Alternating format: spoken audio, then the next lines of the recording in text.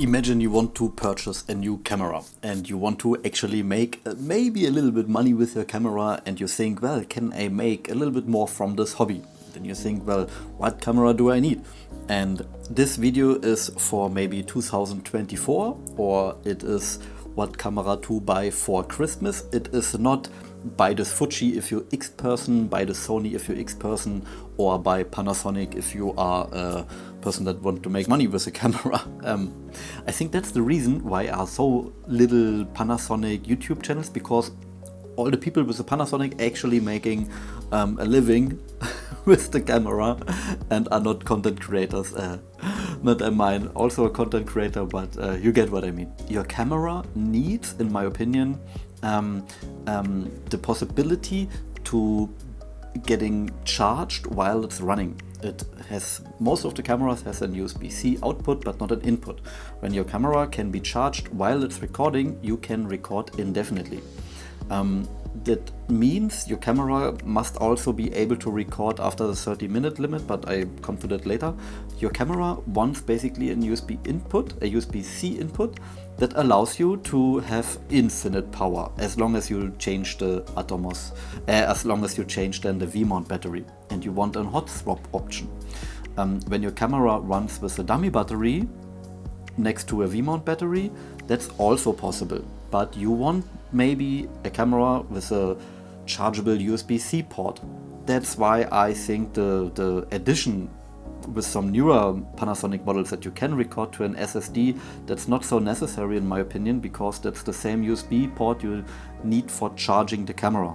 Believe me, when you're in an interview and your battery has only 20% left, you want to change the battery even when it has still 20%, because sometimes in an interview the answer from your client is maybe 10 minutes long, and when then you have to tell your client, whoa, hold on a second, I have to change the battery, the client will never book you again.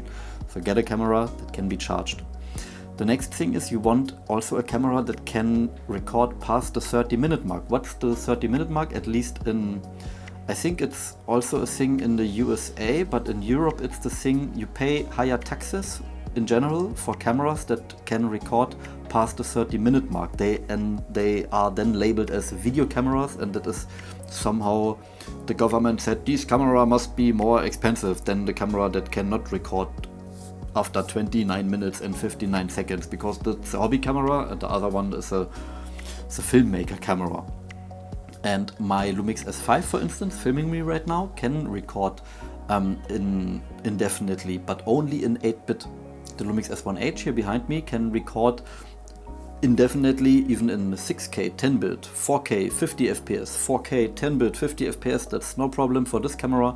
It can record and record and record. And sometimes that's necessary when you have then clients that want a long form interview, or you film something on the stage, or even better, you film a concert. When you have then a concert video and you want to have one take of the concert, you need a camera that can roll and roll and roll. And with that problem comes the problem of heat. Some cameras like to overheat. Don't get a camera that overheats. I'm mostly on Reddit these days. I don't spend so much time on Instagram. I want to gather knowledge. I want to develop myself, and that's why I'm on Reddit. There are plenty of knowledge on Reddit and some really smart people on Reddit and the forums there. You can find me also on Reddit. And believe me, when you have then a shoot, I had once a shoot where we filmed a concert, and that was like 2 people, 4 cameras. We had 2 fixed cameras and 2 handheld cameras. And for my friend Sebastian, greetings, one camera died. That was the Sony A4, Alpha 4, I think. A7 IV was it, the hybrid one, not the S1, not the R1, the Alpha 7 version. And it recorded for an hour in 4K 10-bit, and then it stopped the recording, but we had still half an hour left. And that's completely BS when luckily the client wanted only a little edit and not the whole concert. But when you then have a client that wants maybe a 2-hour take, you want a camera that doesn't overheat, even not in heating summer conditions. Only when you have a camera that overheats, then maybe get another camera. That's important. You also want a camera, believe me, with a full-size HDMI output. That's very nice to have.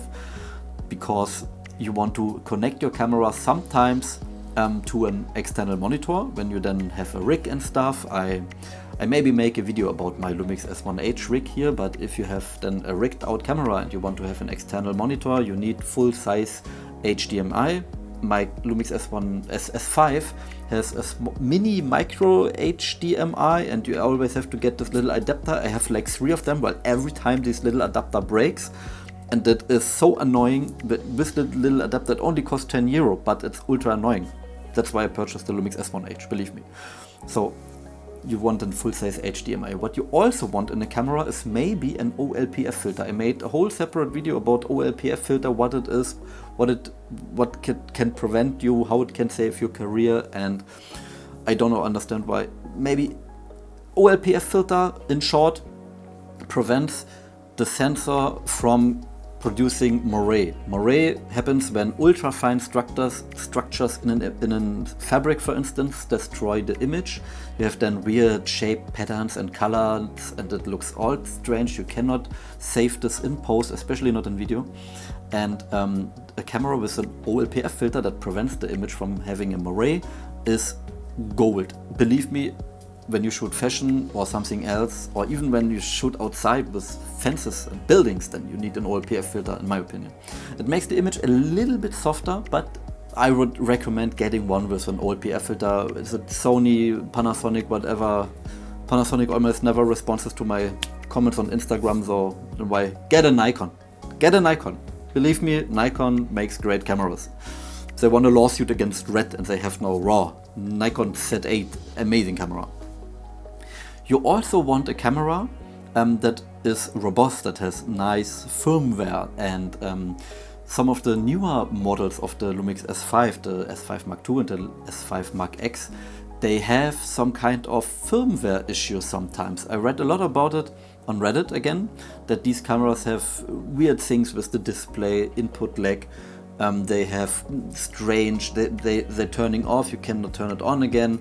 Get a camera that has maybe is 1 or 2 years old, because then you know this camera has all the updates, all the little quirky bugs in the beginning are fixed out. And I think I have the theory that Panasonic works on, or most camera brands working on one major big nice camera, and they want to test new firmware, they want to test a little bit new sensor, and they're putting these things partially in this little camera and this little camera, and then they see how these things perform, and you're basically a beta tester. You purchase a new camera and you are also a beta tester, and that is, I think, in my opinion, a little bit the case with the Lumix S5 Mark II X.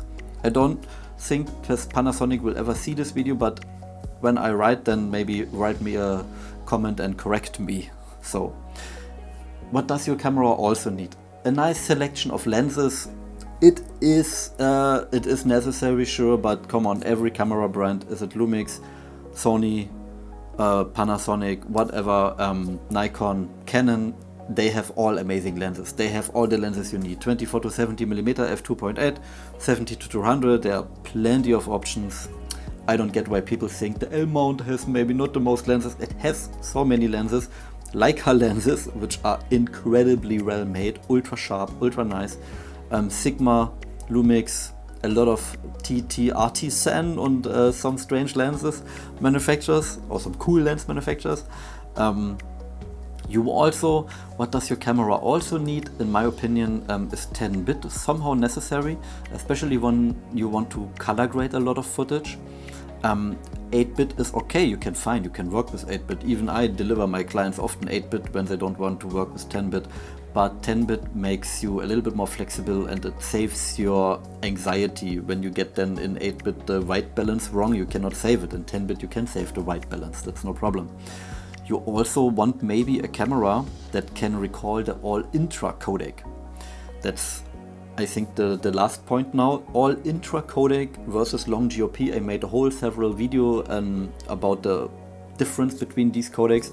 Believe me, a camera with 400 megabits per second, 500 or 600 megabits per second, all-intra is gold.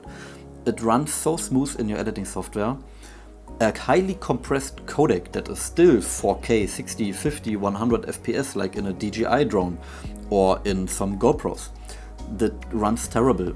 I think GoPros, the newer one, have also 10-bit, but it's so highly compressed, maybe 100 megabits only per second, that your computer has really hard time to decompress the footage. Your computer has then to work really hard to de-stretch the footage, and that's why you have such a hard lag in your editing software. When you edit some, for instance, raw footage from this company with the red logo, that footage runs extremely smooth, even on a cheap PC. All Intra codec runs also very smooth. The All Intra codec from the Lumix S1H with 400 megabits per second gives you huge file sizes, but come on, I think hard drives are cheap and hard drives are not so expensive anymore, so shoot in All Intra. It looks also a little bit nicer when the image has a lot of movement in it. You can see the difference when you film a water surface, when you have a lot of motion in the water. The All Intra codec will look a little bit better when you pixel peep than the long GOP, but in my opinion is the advantage the smoother editing. So that said, let us come to the end to the video. I don't want to steal you so much time. You need a chargeable camera while it's running. You need a full-size HDMI. You need, in my opinion, 10-bit. You don't need 8K. You don't need 4K, 120 FPS. You need a camera that doesn't overheat. That's important. Maybe you need a camera with good audio level, but when you want to record professional audio, you get an external audio recorder anyway. So let me know what your camera needs for 2024. What do you want to buy? If you want to work with your camera next year, then let me know what your future camera needs. My name is Paul. I'm a German freelancer. I live in Berlin. I work with my camera. Can luckily say that I can afford a living with my camera. So see you in the next video.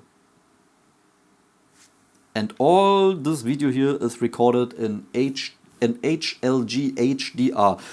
Bonus point, if you want to work for maybe Netflix in the future, and if you have a nice camera that can produce HDR content, really HDR content in hybrid log gamma, then believe me, that will be someday the standard HDR. It is amazing. See you.